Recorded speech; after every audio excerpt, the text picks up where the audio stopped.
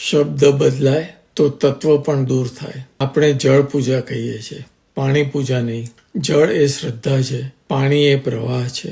તત્વ દ્રષ્ટિએ યોગ્ય શબ્દ વાપરવો ખૂબ જ જરૂરી છે. અહિંસા શબ્દનો લોકભોગ્ય અર્થ થાય છે કોઈની પણ હત્યા ના કરવી, પણ એ પૂરતું નથી.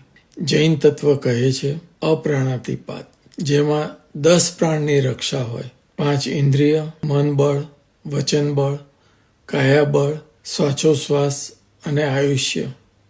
એ 10 પ્રાણમાંથી એક પણ પ્રાણને હાનિ ના પહોંચે તેને અપ્રાણાતિપાત કહેવાય. જ્યાં 10 પ્રાણનું વિજ્ઞાન છે ત્યાં અહિંસા શરૂ થાય છે. શબ્દ કેવો હોવો જોઈએ? જે તત્વને જીવંત રાખે. એમ શાસ્ત્રોમાં દરેક કાયદાની કલમ જેવો છે. ચાલો આજે લોકભોગ્ય ભાષા છોડીને શાસ્ત્ર સંમત તત્વ તરફ વળીએ.